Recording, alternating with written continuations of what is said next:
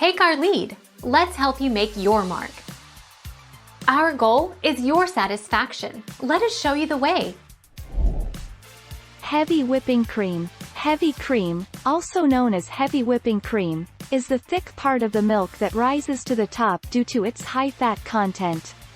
With about 36 to 40% fat, it has one of the highest fat contents compared to other dairy products.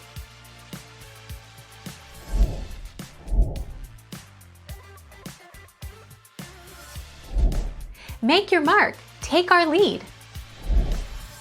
Heavy cream is considered a staple ingredient, and for good reason. It's used in a wide variety of recipes, including soups, sauces, homemade butter, ice cream and sour cream. Sometimes called heavy whipping cream, it's made from the high-fat part of fresh milk. Thank you for watching. Please subscribe and hit the bell notification.